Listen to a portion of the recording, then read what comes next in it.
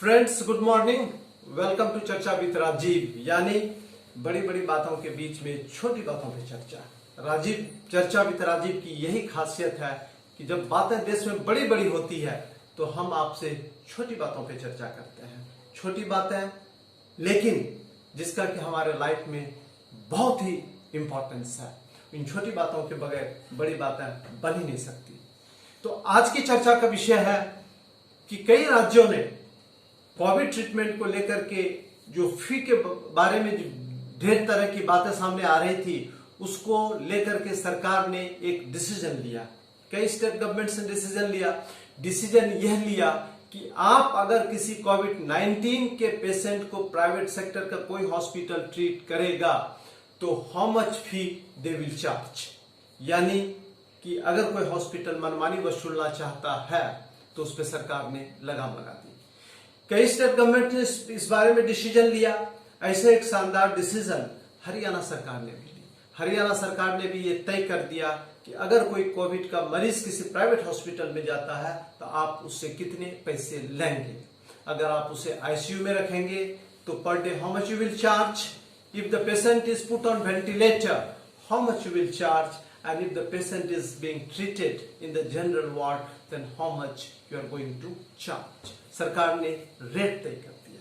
Rate के बारे में असहमति हो सकती है, कुछ को रेट अभी भी ज्यादा लग सकता है और कुछ को रेट या कम भी लग सकता है। वो वाद विवाद का विषय है, लेकिन चर्चा विद राजीव में वाद विवाद नहीं, हम सिर्फ चर्चा करते हैं और इसके बाद आप उस पर चिंतन करते हैं और चर्चा को आगे बढ़ाते हैं।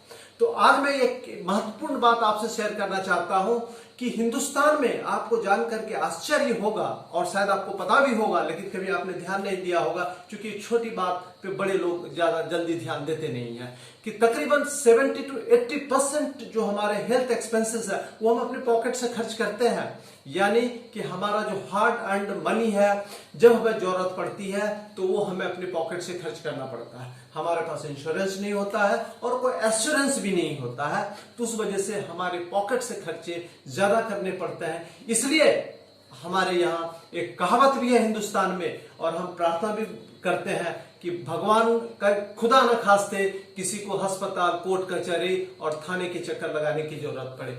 यानी स्वास्थ्य, न्याय और की जो हिंदुस्तान में जो परेशानी होती है स्वास्थ्य और न्याय को पाने के लिए, वो बहुत ही कॉस्टली होता है। इसलिए हम डरते हैं, क्योंकि हमारा फेलियर है वो स्वास्थ्य का फेलियर नहीं है, जस्टिस का फेलियर नहीं, हमारा फेलियर है। लेकिन चर्चा में हम डिफोकस नहीं होंगे।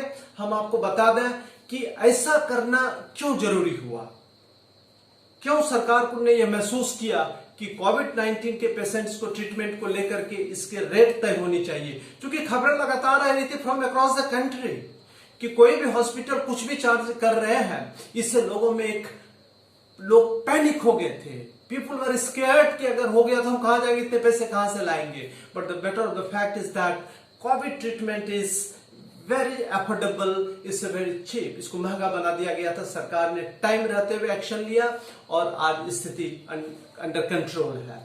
लेकिन एक सवाल उत्पन्न हुआ है कि आज कोविड के ट्रीटमेंट को अगर हमने कैप कर दिया है, रेगुलेट कर दिया है, तो व्हाई नॉट अदर ट्रीटमेंट्स।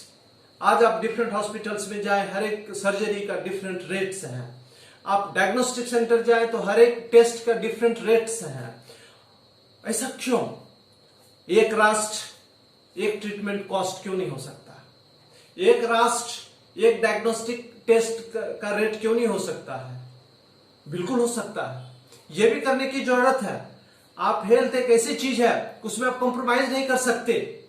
आपका इलाज किसी भी हॉस्पिटल में हो, इलाज क्वालिटी की होनी चाहिए, रेट चाहे कुछ भी हो।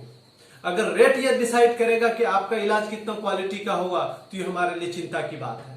तो आज की चर्चा में मैं इस सवाल को बड़ी प्रमुखता से उठाना चाहता हूं कि हिंदुस्तान में आज जरूरत है एक रेट की, एक डायग्नोस्टिक रेट की। यानी कि अगर लैब में कोई टेस्ट कराते हैं, आप कहीं भी कराएं, उसका एक रेट फिक्स्ड है। आप कोई ट्रीटमेंट कराएं, किसी भी प्राइवेट हॉस्पिटल में जाए, कहीं भी जाए, उसका एक रेट फिक्स्ड है। कोई भी सर्जरी कराएं आप, उसका एक रेट फिक्स्ड है। यानी कि आपको पता होना चाहिए। हॉस्पिटल की बिल्डिंग को देख करके रेट तय नहीं किया जाना चाहिए, चूंकि ट्रीटमेंट हॉस्पिटल नहीं करता, ट्रीटमेंट फैसिलिटीज करता है, इक्विपमेंट करता है, डॉक्टर करता है। और अगर वो है तो एक रेट सब जगह वही होनी चाहिए।